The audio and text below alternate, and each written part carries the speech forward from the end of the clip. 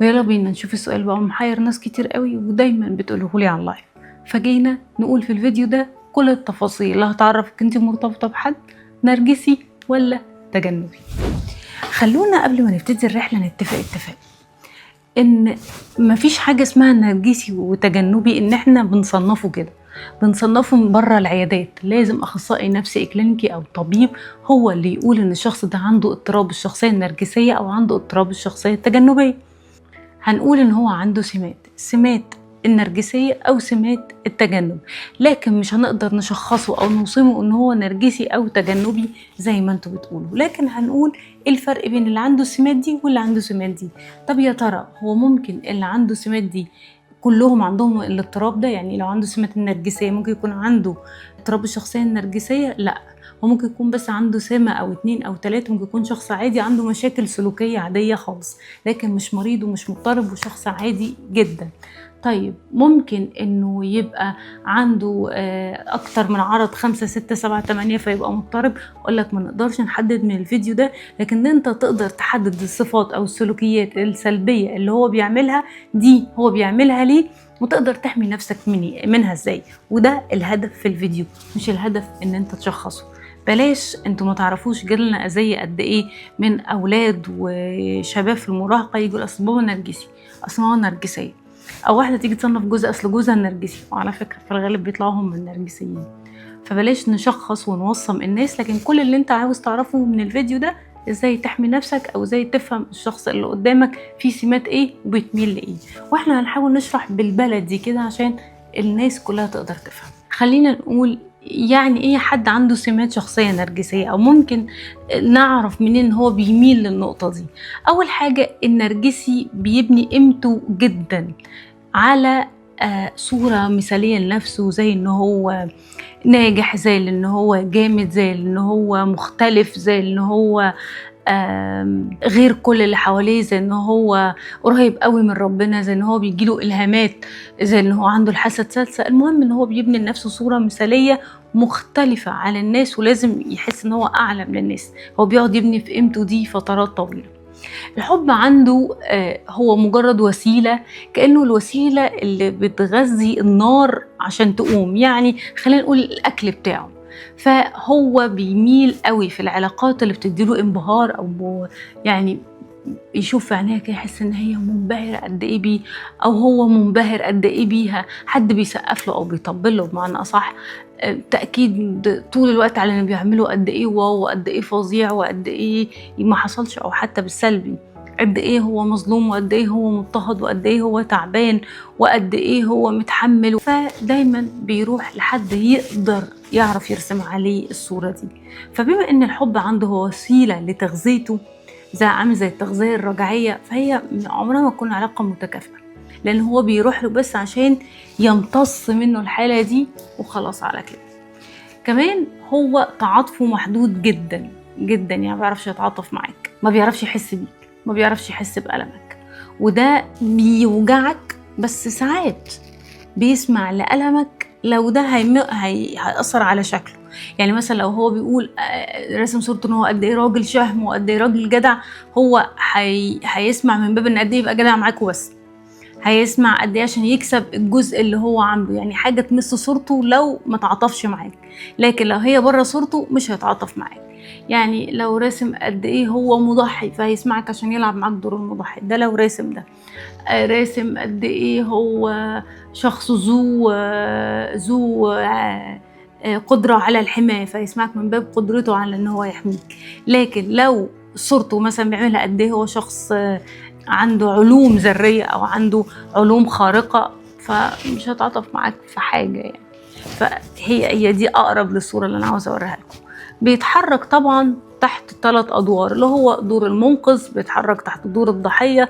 دور المنقذ اللي هو البطل اللي بيروح، اللي بيكسر كل حاجة ويعمل كل حاجة عشانك، وانا بصرف على اخواتي، وانا بصرف على اولاد عمي، وانا بعمل وانا بسوي. هو طول الوقت بيلعب دور المنقذ حتى لاصحابه، بيحب يكون هو الشخص الخدوم اللي بيعمل لهم كل حاجة، فهو بيحب يلعب دور البطل او دور الضحيه، بس بشكل الدنيا كلها ظلماني، الناس كلها جايه عليا، وده بيضطهدني، والهكسوس بيجروا ورايا، والناس في الشغل، وابوه في البيت، وامه. لازم طول الوقت تكون الناس دايما مضطهداه وهو اكيد مختلف. مرة جات لي حالة هي واخدة ماجستير في علم الاجتماع، وكانت مقتنعة اقتناع تام ان هي كانت شغالة في مؤسسة فيها طبيبة، ان الطبيبة دي بتغير منها عشان هي خدت الماجستير. فكان وجه القصة ليه هتغير منك؟ هي مقتنعة اقتناع تام. طب ما هي واخدة الدكتوراه ما اعرفش، بس لمجرد بس ان انا خدته. وان هي لما اتعاملت انا مع البنت دي مستفزة لأقصى درجة، تكذب على نفسها جدا، مش فاهمة أي حاجة، بتدي لنفسها حجم أكبر من حجمه، وحتى لما حد يحاول يساعدها هي بتلعب وبتعشق دور الدنيا ظلماني، بتاكل ده. فلما تلاقي حد بيوقف لها الدنيا مش ظلماكي، انت اللي غلطانه في 1 2 3، وانت عندك امكانيات ممكن تشتغلي على 1 2 3، للاسف بتطلعه شرير وتطلعه وحش وتطلعه قد ايه هو بيحقد عليها او قد ايه بيتضايق منها، لان هي عاوزه تلعب طول الوقت دور الضحيه. ده شكل من اشكال النرجسيه. وطبعا الجلاد اللي بيحملك الذنب ان انت اللي عملت كل حاجه، وان انت السبب في حياته وتبوظ، وان انت السبب في اسرائيل احتلت فلسطين. اي حاجه انت السبب فيها، انت السبب ان انا ازعقلك، انت السبب ان انا اتخن، انت السبب ان انا افشل في الدراسه، انت السبب ان انا سبت الشغل. طبعا انت او انتي ايا كان يعني. انت السبب ان انا ما شفتش حياتي، انتوا السبب في كذا. هو ما بيلعبش، هو بيطلع دايما بره ال3 ادوار دول، وساعات بيقعد يتنقل بينهم. فدي من السمات القويه قوي ان انت تعرف ان انت مع حد نرجسي. الجذور او الاسباب اللي خلته يبقى على الشكل ده، عشان لازم نفهم اسبابه، او لازم زي ما بنقول نفهم دوافعه. احنا مش بنهاجمهم، بس بنعرفك ان انت ازاي تعرف تحط حدود معاهم، او تقدر تفهمهم ما تروحش لاساليبهم او العابهم النفسيه اللي بيلعبوها عليك. اللي بيحصل انه الجذور او الاسباب النفسيه كان هو في طفوله دايما الحب فيها مرتبط بالانجاز، مرتبط يعني زي ما بيقولوا حب مشروط. انت لو نجحت هحبك، لو صليت انا ربنا هيحبك، لو عملت كذا جدو وتيتا هيقولوا عليك كذا.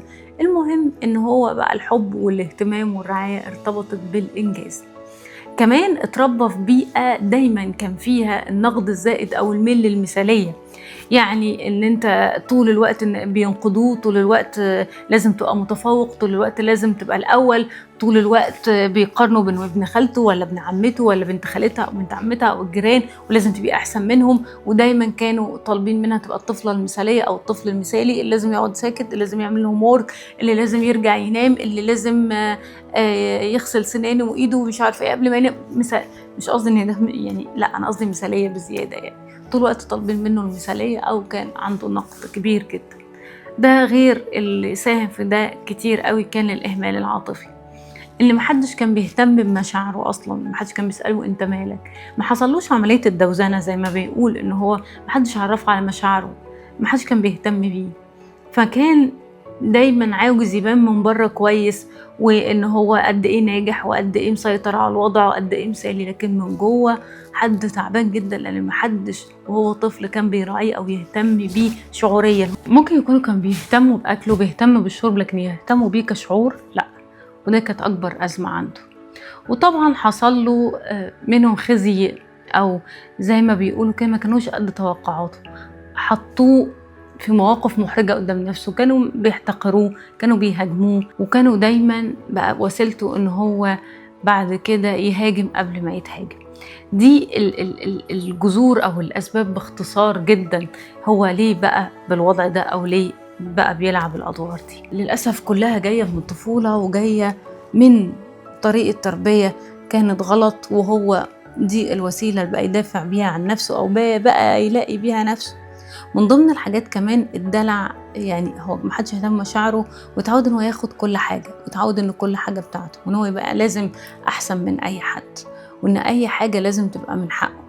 الكلمتين دول اللي هو لازم تبقى احسن من فلان، لازم تحسن من اي حد، لازم ولازم، ضخمت عنده الايجو قوي. وكمان ان هو كل حاجه بقت من حقه، ان هو يستحقها، وهو من جوه حاسس ان هو ما يستحقهاش، فبتبقى حاسه الفجوه دي. طبعا للسمات النرجسيه تفاصيل كتير جدا، بس يكفينا اللي احنا بنقول. اللي عندهم سمات النرجسيه بيخشوا العلاقه في حلقات متكررة يعني، أو هم بيبقى ليهم طريقة كده في العلاقة بيقوموا بيها، أو خلينا نقول أطوار العلاقة. زي كده الفراشة لما كانت بتبقى دودة، وبعد الدودة بتخش الشرنقة، فمن الشرنقة بتطلع فراشة. هم ليهم مراحل أو دورة في العلاقة كده، هم دايما بيمشوا فيها طول الوقت.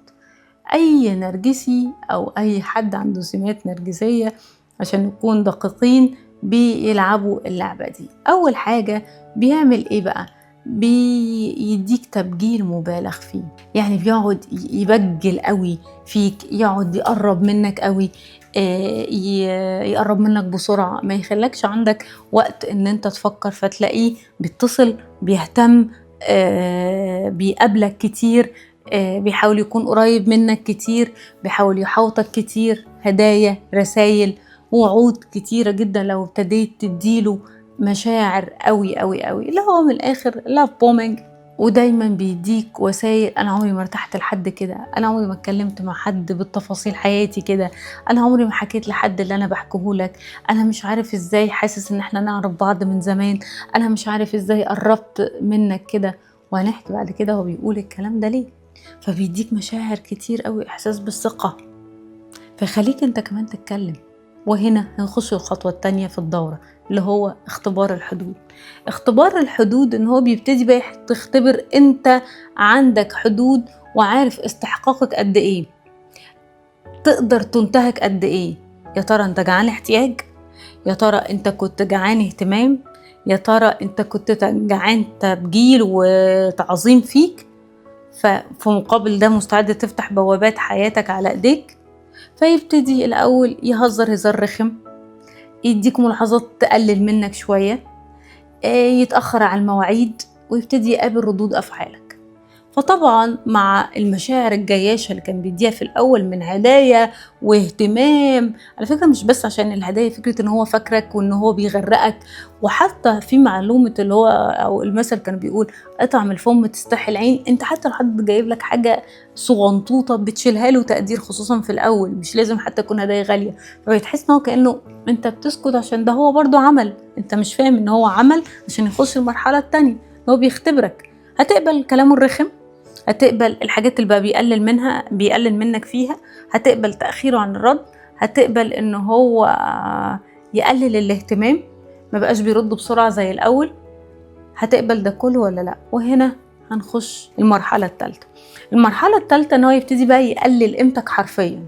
انتقاد، هيقارنك بينك وبين غيرك، فجأة تلاقي برود. يعني الأول كان بيبتدي ينسحب حاجة بسيطة، دلوقتي لا، برود مفاجئ، لأن هو اختبر حدودك في المرحلة اللي قبلها ولقاك تمام، لقاك جعان للاهتمام، لقاك بتبرر له، لقاك بتسكت، لقاك بتسامح، لقاك بتعدي، لقاك بتعمل كل ده، فتمام، ايه المشكلة؟ فيبتدي يزود الجرعة، يخش بقى يقلل قيمتك وينتقدك ويلعبك لعبة حرفيا ممكن تدمرك نفسيا. زي ما قلنا الانتقاد، كل حاجة ممكن لو ولد ينتقد البنت اللي كان بيقولها قد ايه جميلة. وانا اعرف حد كان، واحد مثلا كان بيقول للبنت: انت قد ايه حلوة، وقد ايه شيك، وقد ايه كذا. ابتدى: دي ضوافرك طويلة قوي. طب ما هو ضوافر دي انت كنت بتقول قد ايه شيك، انا بقول لكم من حاجات بسيطة. ايه الميك اب اللي انت بتحطيه ده تقيل قوي. طب ما انت كنت بتقول عليها حلوة. لا لا، شكله مقرف. ايه ستايل لبسك، انت رفيعة قوي. او حد تاني كان بيقول: انت تخينتي قوي، او انت تخينة قوي. طب انت كل ده كنت شايفه، واحنا اصلا تعرفني من شهر او شهرين. فجأة بيلاقي ان الكلام اتغير، واللي كان مثلا بيقول قد ايه ان هي ذكية او قد ايه حنينة، لا، انا تقريبا كنت فاهم غلط، ده فلانة احسن. او اللي انا كنت مرتبط بيها الاول كانت بتعمل، او اللي انا اهلي جايبينها لي بتعمل، او هي تقوله اصل زميلي في الشغل بيعمل. يدخلك في مقارنة بغيرك عشان الحق، لو انت مشيت في غيرك هيتمنى لي رضا رضا، ومش بس كده، انا شايفه احسن منك، فتجري في السباق عشان ترضيه. وفجأة برود مع المقارنة، البرود يدخلك في حالة من القلق والخوف. وخش بعد كده في المرحلة الأسوأ، ألا وهي ملقاك قابل وساكت. قال لفرعون: ايه فرعونك؟ قال: ما لقيتش حد يلمني. التجويع العاطفي بيبتدي يجوعك، يسحب الاهتمام خالص، فحضرتك تتعلق بيه أكتر وأكتر وأكتر. وعلى فكرة احنا هنعمل فيديوهات تشرح ليه الحاجات يعني تشرح مفاهيم كتير في العلاقات احنا ما كناش فاهمينها، نفتكر ان ده حب وده مش حب، هي مجرد عملية نفسية. زي ان هو بيدخلك في التجويع العاطفي ده، فتبقى الملفات مفتوحة، فانت عامل زي اللب اللي بتقعد تاكله كده، متعرفش تسيبه غير لما تخلص اللي قدامك، فالملف ما اتقفلش، فانت بتتعلق، بس انت بتتعلقش عشان بتحبه، انت بتتعلق عشان الملف ده ما اتقفلش. وهنشرح المفاهيم دي في فيديوهات تانية ان شاء الله. لكن خلينا نقول انت بتتعلق اكتر، وده بيديله قيمته اكتر، ويديله نشوته اكتر، ويديله احساس ان هو يدوس عليك اكتر عشان يشبع اكتر. بعمل فيه ده كله وهو بيجري ورايا، بيبجل فيا وبيحبني. مش بس كده، لا تقدر تقول كلمة وحشة، لا تقدر تنتقده، لا تقدر تلومه، لا تقدر تعمل اي حاجة، لا يبعد. وهنا دي بتبقى كارثة، تبقى عايش على احتمال يرجع زي ما كان، احتمال يعمل اللي كان بيعمله ويبعد، وتبتدي الوعود الكبيرة اللي كان بيوعدها، وانه كان مالي عليا حياتي، وانه كان بيحوطني في كل حاجة، وانه كان بيركز في كل حاجة، وانه كان بيغير، فجأة لا بقيت فارق معاه، ولا بقى عاوزني، ولا بقى طايقني، ويمشي. المشكلة يا ريته بيمشي وبس، بعد هيمشي يعمل ايه؟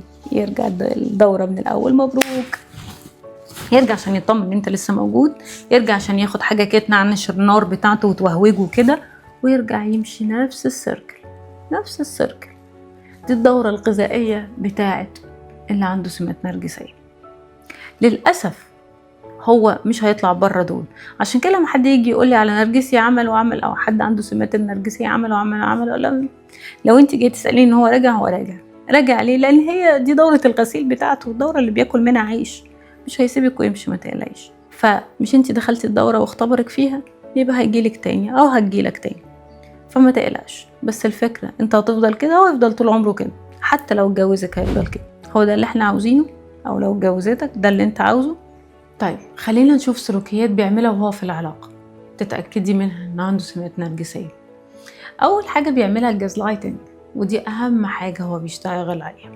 بيشكك في الذاكرة، لا ما حصلش، انت بتبالغي، لا انت حساسة قوي، لا انت حساس قوي، لا مش بالشكل ده، لا ما حصلش كده، مش زي ما انت بتقول، مش زي ما انت ما شايف. بيبتدي يشككك في عقلك، لان التشكيك ده اللي هيديله قوة بعد كده، ويديله سلطة عليك اكتر واكتر. فدي اهم نقطة هو بيعملها. دايما كمان عنده قواعد مزدوجة، تحس ان هو بذمتين، يعني يسمح لنفسه بحاجات لما انت تعمليها لا تبقى انت غلطان، يسمح لنفسه انه ما يردش عليك او ما تردش عليك، لكن انت لو ما ردتش عليها تبقى طبعا غلطان ويقيم عليك الحد. يسمح انه يعلي صوته، لكن انت ما تعليش صوتك. يسمح انه ما يردش بالايام، لكن انت لو عملت كده تبقى جريمه، وهكذا. قواعد حتى دينيه، تحس ان هو بيفتي على الابره زي ما بيقولوا، بيبلع المندل، يفتي على الابره للغير ويبلع المندل لنفسه او اي حد يخصه. فدايما عنده قواعد مزدوجه او بذمتين بمعنى اصح. مشكلة كمان بقى من ضمن الحاجات انه دايما عنده منافسة صامتة معاك او مع الشخص المرتبط بيه، معاك او معاكي بقى. يعني بيقلل من نجاحاتك، هو اصلا بيقلل من نجاحات اي حد، وبيكسر بنكتة، بتعليق سخيف، ببواخة. هو دايما من جوه في منافسة معاك، انت هتبان وتلمع معايا ولا ايه؟ احنا هتعاملني كده يا راجل راس براس؟ لا طبعا، لازم تبقى انت الدرجة الاقل. كمان بيدير اللي حواليه بالصمت، خصوصا لو من الاخر كده الصمت العقابي، لو حس باللي قدامه قد ايه خفيف او قد ايه محتاج له، او اصلا هو جرده من اللي حواليه. كانت هي جردتك من كل اصحابك واهلك وخلتك كده وحيد قاعد معاها في البيت، مفيش اي حد ولا بتكلمه ولا بتروح له، وعودتك على حياة الوحدة، تخلص الشغل تروح البيت، او عودتك تخلص الشغل وتتكلم في التليفون، مبقاش في حد معاك ولا اصحابك. خليتك يا اما شككتك فيهم، يا اما سحبتك منهم، يا اما بطول الوقت لخماك بخناقاتها معاك، فما بقتش فايق لحد، او لا نفس القصة مع راجل او ست، فبقيت لوحدك. وهنا بقى تبتدي يلعبوا الصمت العقابي، يختفي بعد اي خلاف، او يقعدك ما يردش، او يرد على قد الكلام، او ما يتكلمش اصلا، تبتدي يعني راجل او ست تتوسل عشان ترجع بالعك اللي كان عامله. يعني انت بيبقى هو غلطان، وانت مثلا صرت زي اي حد بيصور بيطالب بحقه، انت كمان صرت، طب يلا مش هتكلم معاك، فتروح له وتقول له خلاص انا قابل، بس والنبي ارجع. للاسف هما بيعملوا كده، وللاسف في ناس كتير بتقع في الألاعيب دي. على فكرة احنا مثلا عاملين محاضرات كتير جدا للألاعيب النفسية، ليه؟ ازاي الناس ممكن تأذيني بصفات من دي.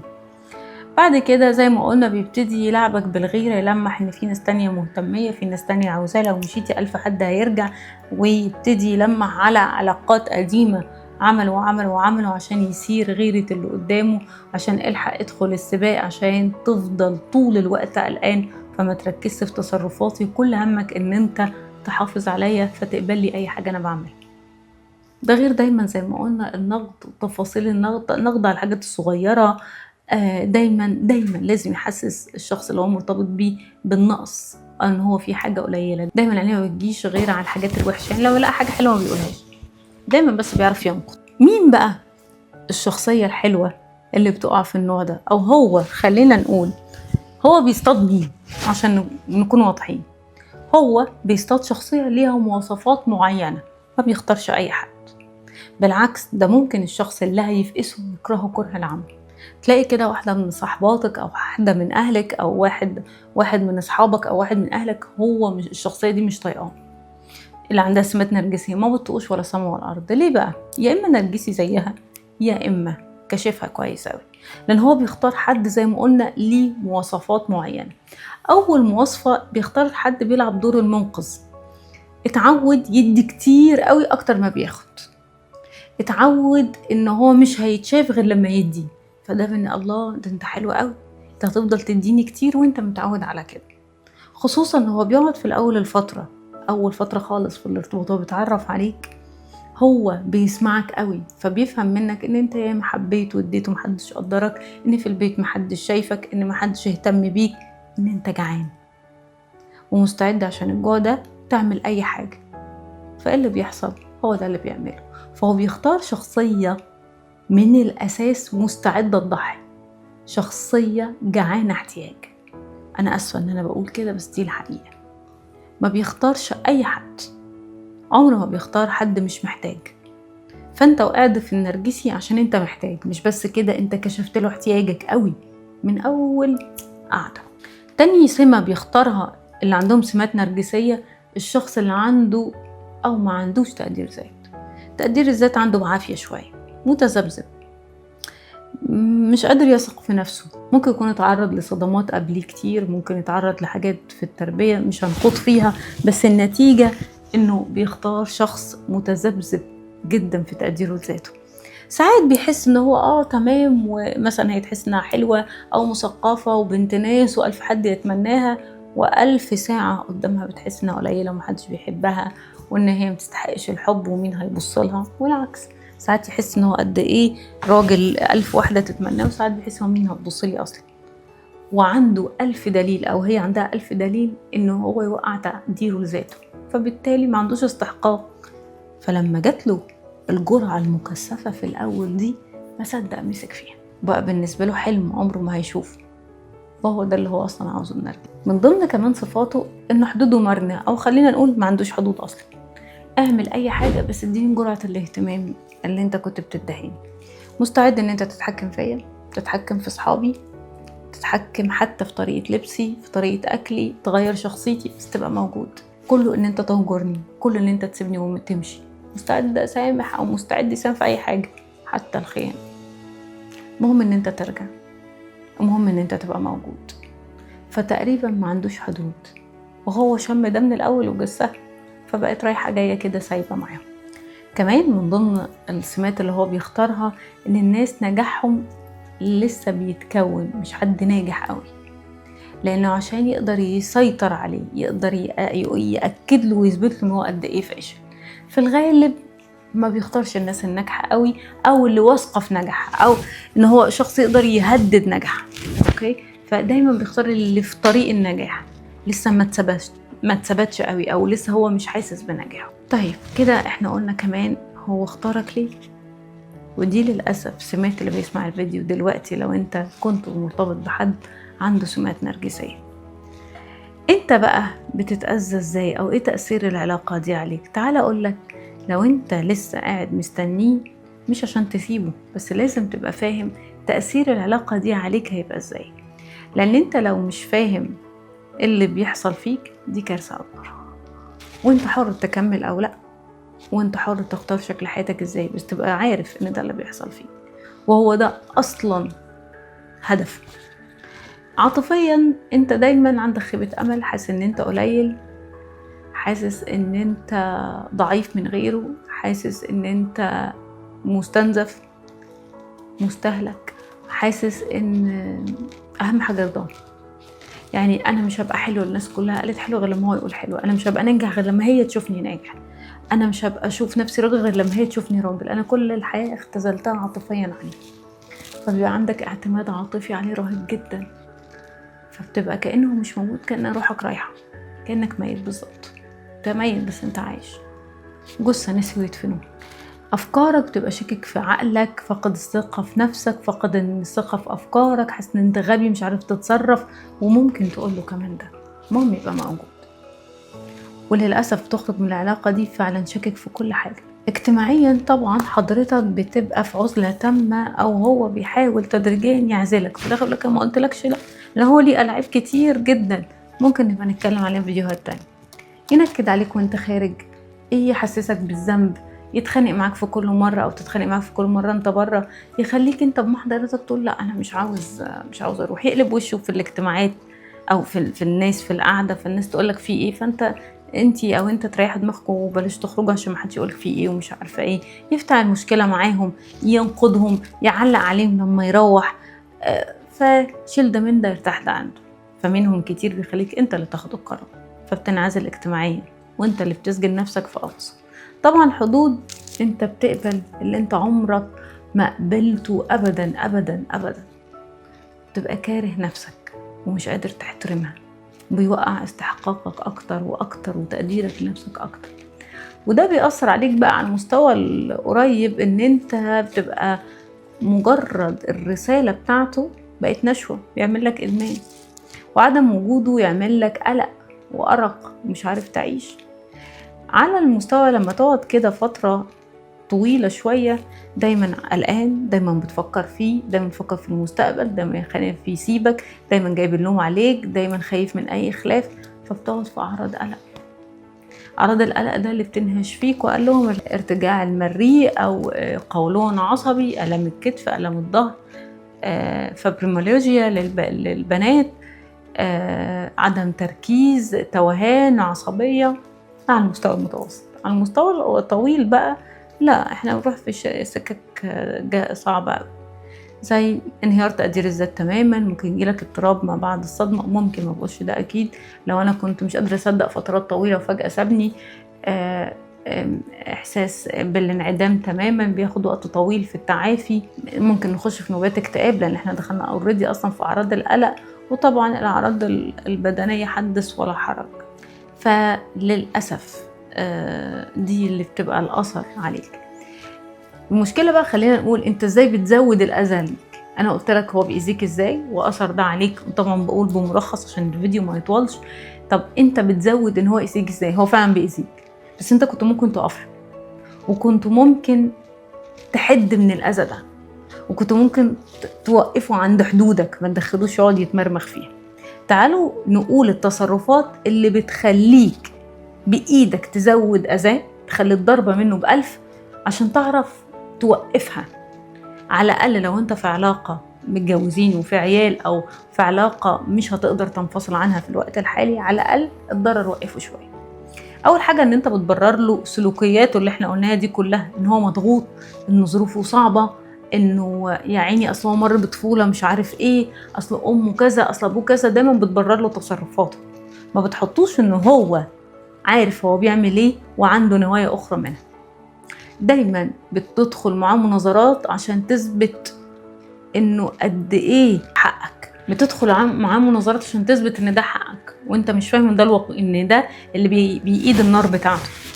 انه اصلا لما يخش معاك او يقولك اي حاجه ما تقفش تثبت له وحش بس عاجبني، اللبس اللي انت لابساه ده مقرف بجد بس عاجبني انا قوي، ما تعرفش فلان ده شخص بيكرهك بجد بس احنا صحاب، بس ده كذا لا بس احنا كذا. ما تخشش معاهم نظرات، ما تخشش معاهم نظرات نهائي نهائي. دخولك نظرات هو ده اللي هو عاوزه عشان يكسبك فيها، عشان يحس قد ايه هو انتصر عليك. من كمان الحاجات اللي بتزود ان انت بتكشف نقاط ضعفك بدري. يعني بتحكي له كل حاجة عنك بدري، تحكي له قد ايه مين بهدلك ومين أثر عليك ومين عمل كذا ومين عمل كذا ومين عمل كذا، وازاي استحملت وازاي شفت عشان تاخد منه تعاطف. خدت منه تعاطف وخدت على دماغك منه كمان. طب لو انا اديلي سنين طويلة وخلاص عارف عني كل حاجة، عادي انسحب نفسيا كده فترة، ما تقعدش تحكي له اي حاجة، وابتدي غير كل نمط او عاداتك وسلوكيات حياتك. هو اصلا هيتبرجل، وابتدي ما تحكيلوش اي حاجة، وابتدي عيد شخصيتك، قول كلام ايجابي عن نفسك، هيفرق معاه جدا وهيتلخبط وهيعاملك كويس. وطبعا اللي بيزود ان انت حضرتك او حضرتك بتريح دماغك، واي ناس كانت بتدعمك وبتقف معاك ضده انت قطعتهم بايدك. بالعكس، كنت شايفهم او شايفاهم هيخربوا بيتك او هيعوزين يخلوك تسيبه قد ايه غيرانين عشان انت ارتبطت بالشخصية الهلامية الفظيعة اللي مفيش منها اتنين. فاوعى او اوعي تقطعوا علاقات كانت بتدعمكم قدام، او كانت بتديكوا مشاعر نفسية، او على الاقل كانت بتخرجكم من الحبسة او السجن اللي انتوا كنتوا فيه او اللي انتوا فيه لحد دلوقتي. فما تعملوش ده. وعملتوا ده، ارجعوا حاولوا على قد ما تقدروا ترجعوا العلاقات دي تاني. وطبعا اللي زود الطين بلة الاعتذارات المتكررة، عشان هو بس ما يمشيش ولا يغضب عليا ولا اخسر رضائه الغالي وان انا اكون في المملكة بتاعته. فبعتذر عن اي حاجة سواء عملتها ما عملتهاش، المهم ما يزعلش، المهم ما نتخاصمش. اصلا ما بحبش النكد، هو بحباله طويلة، فممكن نقعد بالشهرين متخانقين، فعلى ايه اروح انا اعتذر له وخلاص؟ مبروك، بوظت حياتك او حياتك، خليت نفسك حاسس ان انت قليل، حسيت بالقهر، حسيت بالذل، حسيت بالضعف، واستقبل بقى اللي جاي. وعلى كده هيسامحك دلوقتي ويعملك حلو وهيرجع يعمل ده وابشع. فلو علاقات باظت وشوفنا افتراء من الاشخاص كان بسببنا احنا. طب اعمل ايه عشان اقدر احمي حدودي من الشخصية؟ اعمل ايه عشان احمي حدودي من الشخصية دي؟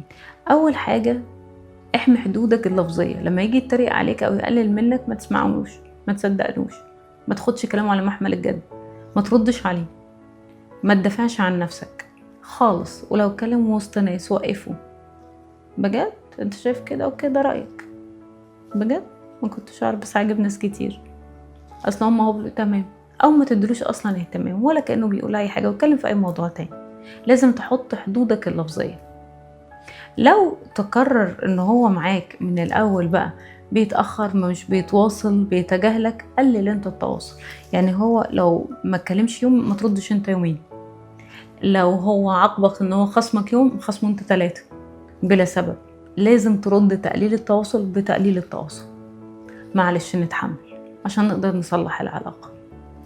دايما نقلل الجرعات. لو متعود ان انت تتكلم الصبح والظهر وبالليل، ابتدي قلل ده.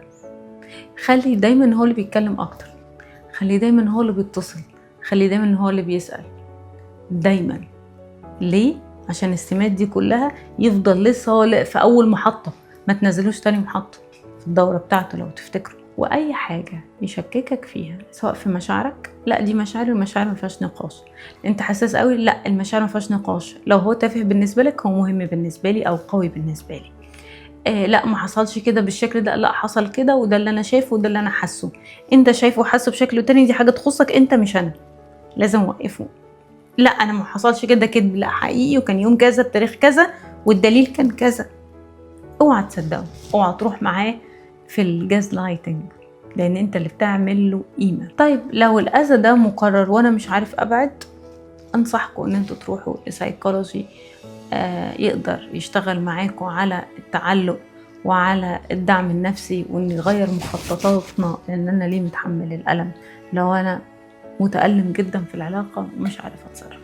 نخش بقى على الشخص التاني، الشخص اللي عنده او الشخصية التانية. احنا كده جبنا كل حاجة على السمات النرجسية، هم مين، بيختاروا مين، بيعملوا ايه، واحمي نفسي منهم ازاي.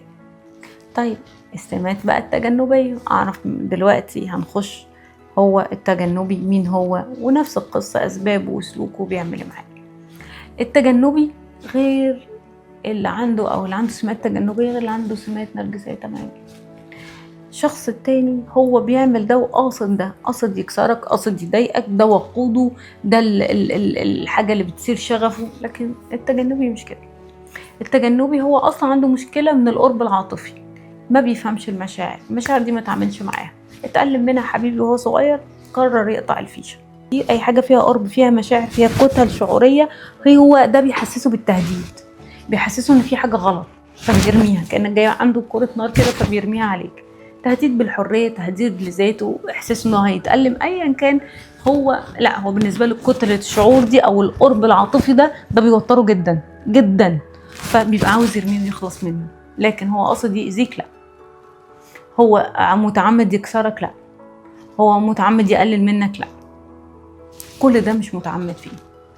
طيب هو مش مؤذي متعمد زي النرجسي، لكن طبعا لا انكر ان هو مؤلم بانسحابه وصمته، منسحب دايما من الحياة او من المشاكل او من العلاقة، حتى الخناقة يا سيدي انت مش عارف تتخانق معاه حتى، وبصمته مؤذي، لكن مش اذى هو يقصده، مش قاصد يأذيك، مش قاصد ينقضك، مش قاصد يدخلك في دوامات، مش قاصد يقلل منك، لا هو ما بيعملش كده. الاسباب اللي خلته بالشكل ده انه اتربى في بيئه بارده ما فيهاش مشاعر، او ناشفه جدا، او ضغطه جدا، ما عرفش يتعامل فيها مع المشاعر بالنسبه له بقت ضعف او عيب. ممكن يكون طفل راح لمامته بيعيط فتقول له ما حدش بيعيط، ما فيش راجل بيعيط، امسح دماغك، فتعلم يكتم مشاعره، ما عرفش يتعامل معاها، لازم يبقى كويس. او ام كانت بتعيط طول اليوم فبنتها تيجي تقول لها يا مامي كذا، فانا ناقصاكي، فتعودت تتجمد مشاعرها. المهم هو ما حصلش انه هو مع الام والاب بالذات ابتدى يقدر يتعرف على مشاعره، محدش فهمه المشاعر ولا حد قبل مشاعره، واحتمال ما يكونوش قبلوه هو شخصيا، فبقى متجنب. انا مش عاوزه اتوجع تاني، انا كفايه عليا اللي حصل زمان. هو فاكر ده؟ لا، ده اللي كانت ازمته حقيقيه، اتقابل بالرفض والانتقاد، ممكن يكون في سن صغير جدا بقى رابط ان القرب بيساوي وجع. قرب يعني هيكون في انتقاد، هيرفضوني، هيقللوا مني، هيوجعوني، فانا لا، انا مش عاوزه اقرب، خليني هنا احسن. هو التجنبي هي دي فكرته. عشان كده اي مشاعر بتوتره بعنف. ودايما كان عنده احتياجات غير ملبى، ودايما كان عنده احتياجات محدش اداها له، احتياج ان هو يتحضن، احتياج ان هو يتشاف، احتياج للتقدير، احتياج للدعم، احتياج ان حد حتى يطبطب عليه. ممكن يكون ملقاش كل ده، وتعلم ان احتياجاته دي هو اللي يديها لنفسه، وتعود على كده خلاص. ودي كانت اسباب اللي عنده سمات تجنبيه. سيركل العلاقة أو دورة العلاقة أو العلاقة بتمر بمراحل، شكلها إيه؟ تعالوا نشوف. الأول بدايات دافية لكن مش بيلزق زي النرجسي خالص أو اللي عنده سمات نرجسية. بدايات دافية، إعجاب عملي، لأنه مش بيعرف يقول مشاعر. هنا ممكن شوية يقول شوية مشاعر في الأول، في البداية بيبدي إعجابه، بيهتم اهتمام، وبيقول كلام حلو، وبيعرف يقول مشاعر شوية في الأول، بس تحس برضو إنه مشاعر وبتاع، بس في حاجة دايما تحس إن في حاجة ناقصة، يعني مش منفتح قوي، بيقول وبيهتم ويبقى عاوز يخرج ويبقى عاوز يشوفك ويبقى بيقول على شكلك حلو ويشوفك أحسن حد وي، لكن تحس برضو إن هو عملي شوية، يعني اهتمامه فيه عملية شوية. فدي دايما بدايته دافية ولطيفة وهادية، لكن مش بيدخلك في صخب زي النرجسي يدخلك في دوشة متعرفش حتى تفكر. مع أول طلب بقى، أول ما يبتدي البدايات الدافية، هو دايما بيحاول يطول فترة البدايات، يعني فترة البدايات عنده طويلة قوي، فترة الاهتمام والإعجاب دي طويلة، بتاخد وقت، بتاخد مدة، عكس النتيجة بيلزق على طول، بيبقى عاوز اللي هو دلوقتي وبسرعة وبتاع. لا، هو في ممكن بداية تطول، في ناس لو ظهر عليها قلق، لأنه ساعات بيبقى قلقان قوي إن هو يترفض، فبيبقى يعني عاوز يحس بالقبول بسرعة، فممكن ده اللي يبقى شوية لو اللي قدامه ما حسسوش بالقبول شوية يدي جرعة زيادة من الاهتمام. لكن في الأصل لا، هو ممكن يطول في البدايات قوي، بداية الإعجاب، بداية الاهتمام، بيطول فيها شوية. وأول ما بيحس إن خلاص اللي قدامه وافقت أو حتى لسه موافقتش، ادت له من عينيها أو ادالها من عينيه الشعور بالقرب أو الحميمية أو القبول، فهنا يبقى عنده الخطوة الجاية هي القرب أكتر والالتزام. التانية علاقة أو في الأول متبقاش مطلوب منه القرب والالتزام، هو لسه مطلوب القبول، هو بيسعى لحد ما يحس اللي قدامه قبله، أو يحس قدامه متعلق بيه، أو بيحس اللي قدامه خلاص أوكي أكسبت في حياته، خلاص اطمن أنا تمام ده قابلني، فمطلوب مني أقرب أو أخد خطوة الالتزام. هنا تبتدي بدايات المشكلة. فجأة بينسحب، بيقلل الرسايل، بيشتت نفسه بالشغل، شتت نفسه حتى بالمشاكل، هو بيشتت نفسه خالص ويرجع 3-4 خطوات لورا. فيبتدي يراجع نفسه، لأ مش بحبها، مش عارف، لأ أصل ممكن ألاقي حاجة أحسن. بعد ما كان شايفه أحسن حد في الدنيا ممكن يشوفه لأ، طب أستنى، طب أنا مش جاهز، طب إحنا بينا اختلافات، طب إحنا بينا كذا. هو في الحياة كل ده مش موجود، هو خاف من القرب بس، هو ده اللي عمله، خايف من القرب بس، فعقله بيديله اي مبررات وخلاص، لحد ما يهدى ويبتدي يرجع تاني. يعمل ايه؟ يقرب ويدي اعجاب ويدي اهتمام ويدي كذا، وتفضل العلاقة في مد وجزر مزمن. وفي الغالب بيختار حد عنده نمط تعلق قلق عشان يقدر يمسك فيه، يبقى ماسكه. لو 2 تجانبين بيمشي كل واحد في حاله، بيأذي بيوجع لكن مش قصده، وما بيعرفش ياخد خطوات، وما بيعرفش يبادر، مش عشان عنده كبرياء، هو ما بيعرفش يتصرف مع المشاعر. ولو هتلوميه او هتلومها او هتنتقدها لما ترجع مش هيرجع للأسف. انا دايما بقول لهم اللي عنده سمات تجنبية كأنه، خاصة لو زايدة قوي، كأنه عنده إعاقة في ايده او في رجله ومش قادر يمارس الحياة بشكل طبيعي. هو عنده إعاقة في مشاعره، ما بيعرفش يتعامل مع مشاعره بشكل طبيعي. السلوكيات اللي انت بتلاقيها بقى في قلب العلاقة، أول ما نبتدي مرحلة الفراشات، طفح الفراشات بتنتهي، بيبتدي بقى حبيبي يعمل ايه؟ يبتدي يشغل نفسه. تحس كده أول ما تخش الموضوع بقى عاطفي وحميمي، تحس ان هو بيسكرول على حاجة، بيفكر في حاجة، مركز في حاجة تانية، كان عقله احنا نقرب هنا، لا انشغل بحاجة تانية. دايما بيلغي مواعيدك ويحط لها بدايل تانية، أو مواعيدك عنده أو عندها أولويات تانية في المواعيد، ودايما حجته بتبقى الشغل أو أهله، أو يعني حاجة ما تعرفش أو ما تعرفيش تقولي لأ. يعني لو قلت لأ تبقى أنت شخص جاحد. هو دايما بيعرفوا يختاروا أوي الموضوع ده، زي ما قلنا ضغط شغله، أهله، حد من قرايبه، حد بيلعب دور المنقذ في الفترة دي عشان خاطر إن هو بيساعد الناس، فمعلش هنعمل كذا، طب هعمل كذا، طب هعمل كذا. فدايما مواعيد بتتلغي، يبقى ليها بدايل، وده طبعا بيحرق الدم، وانا مش مهم عندك، او انا كذا وانا كذا. ممكن يبقى ملح احتياجات عملية بدل المشاعر، يعني يروح يعمل مشوار، يجي يساعد في حاجة، يعمل في كذا، بس حاجات مفيهاش مشاعر. لكن حاجات بقى فيها مشاعر زي مستشفيات وتعب ومرض وبتاع، ممكن ما يستحملش، ما بيستحملش عشان مش هو ندل، ما بيستحملش كتل المشاعر المكثفة. لكن لو اي حاجات عمليه فيها مشاعر او مساعده او شغل او كلام او حاجه هو مش هيحس بيها بتعاطف، حتى التعاطف بيهرب منه، او مش هيحس بيها بضغط مشاعر زي حزن او قلق او توتر، هو تمام، هو يعملها كلها. غير كده ده مش عشانك بس، ده معاكي ومع ده، مش عشانك بس او عشانك، ده عشانك او عشان اي حد. دايما بيختار الانشطه اللي ما فيهاش حوار، يعني دايما عاوز حاجه كده ما فيهاش اي حوار. عاوز مثلا يروح سينما، يخرج مع الجروب، يخرج مع ناس، هو مش عاوز حاجة فيها حوار خالص، مش عاوز اي حاجة فيها حوار عميق، فيها كلام من بعيد لبعيد، لكن كلام عميق. كلام العميق لان هما في الغالب بيبقى عندهم قلق قوي، بيحس ان هو ده فخ، فيبقى عاوز يهرب منه. دايما اللي عندهم بقى النمط التجنبي ده بيختاروا مين يرتبطوا بيه. زي ما قلنا اول اختيار بيبقى اللي عندهم نمط التعلق القلق، لان هو دايما ده المحتاج يطمن، فدايما هو اللي بيبادر، دايما هو اللي بيتكلم، ودايما هو اللي بيسأل، فهو بيشم ريحة او بيفهم من اللي حواليه ان دي هتهتم وهتبادر وهي اللي هتسأل، وانا عارف انها مش هبقى قوي، فبيبقى اوكي انا هاخد دول. الاشخاص اللي كمان بيقدروا يتحملوا اي حمل عاطفي هو بيشوفه بينبهر بيهم قوي، لان هو حاسس ان هو عنده حاجة مش بيعرف يعملها، فدول يعني دول اللي بيرتبط بيهم طبعا، واللي بيبرروا واللي بيعدوا واللي بيستحملوا عشان حدودهم مباحة، عشان هم محتاجين، هم دي بقى السمة المشتركة بينهم، هم محتاجين اهتمام، ومحتاجين يرتبطوا، ومحتاجين يتحبوا، لكن عندهم مشاكل، اختاروا شخصيات بتأذيهم أكتر. يعني هما عندهم جرعات زيادة من الاحتياج أكتر من الناس العادية، فبيختاروا ناس ما بتديش أي احتياج، وهو ده اللي بيحسسهم بالأذى. طيب إزاي بيتأذي بقى؟ أو الشخص اللي ارتبط بيه، يعني لو أنا مرتبطة بشخص تجنبي أنا هتأذي إزاي؟ هتأذي لأن دايما طول الوقت عندي قلق. إيه اللي هيحصل؟ هو بعد ليه؟ بيتكلمش ليه؟ ده كان كويس امبارح.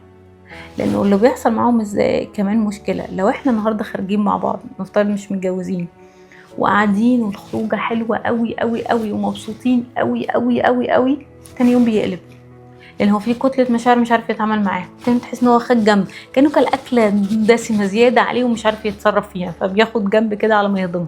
فبقول لهم اول ما يوصل للبيك في المشاعر من احساس الحب او احساس القرب او الحميميه بيبعد. نفس القصه في البيت، تلاقوا اتنين كانوا قاعدين وسهرانين وقضى وقت حلو جدا، وتلاقيه تاني يوم او تالت يوم يبتدي ينسحب كده. المفروض طب انت نقرب اكتر، لا هو وصلنا للبيك. فده دايما بيعمل للشخص التاني، هو في حد تاني في حياته؟ هو ليه بيعمل كده؟ هو ليه واخد جنب؟ هو ليه مش بيكلمني؟ هو ليه بيتهرب مني؟ هو ليه؟ فدايما في حالة قلق مستمر. كمان للأسف الأذى اللي بيبقى واقع عليه إنه دايما في مطاردة، لأن الشخص ده بيحاول زي ما قلنا بينسحب. فلما بينسحب اللي قدامه بيطارده، هو عاوز يفهم ليه متردش، ليه إيه اللي حصل. فبيلاحقوا بالكلمات، بالرسائل، بالمسج، بالأسئلة، بتفاصيل، فيبتدي هو يبعد أكتر، فيبتدي الشخص يطارده أكتر، فيبتدي يحس إن هو قليل أو ضعيف أو إن هو دون المستوى، فبيعيش في حالة وحشة أوي. كمان بيتحس إن هو بيوقف نشاطه لأن هو قاعد مستني، هو مترقب، هو خلاص بقى سايب حياته قاعد بيراقبه، هو مش فاهم ايه اللي بيحصل. فللأسف بيراقبه، هو بيقعد يتوقع طب هو مش عاجبه ده، لان التاني ما بيتكلمش، ما بيقولش على حاجه مضايقاه اصلا. فطب هو ده مش ده مش عاجبه، طب غير ده، طب اعمل ده، طب اجرب، لحد ما هويته حتى بتروح، وهو حتى اللي قدامه مش عارف ليه. يعني هو مش عارف بتروح عشان اللي قدامه عاوز ايه، قصدي لا هو ما بيعرفش، هو بيقعد يتجرب من كتر قلقه، من كتر ما هو ايه اللي حصل. طبعا الشك بيدمره، بيشك في نفسه، بيشك في قدراته، بيشك فيه، فبيروح في 60 داهية للأسف. فالأثر بقى النفسي والبدني طبعا بيبقى في الأول حيرة وقلق، لكن لسه بقى عنده شوية أمل، لأنه الشخص مش وحش يعني، ولا ما بيعملش تصرفات وحشة، بالعكس ده بيقال عليهم ممكن يكونوا دول عمليين قوي. بعد كده بيخش بقى في نمط تعلق القلق، وبيبقى طول الوقت قلق وخوف وحزن وحاسس بقلة قيمة. بعد كده حاسس بفتور وحاسس باكتئاب بعد فترة طويلة لو الموضوع طول، وثقته بنفسه مهزوزة، وحاسس ان مفيش امل، وانه مبقاش يثق فيه، وانه وعوده كدابة، وان هو مش قادر يشوفه زي الاول. في نفس الوقت هو مش وحش معاه وهو بيرجع، فهو مش عارف يعمل ايه. المهم بيرهق نفسيا جدا جدا جدا جدا.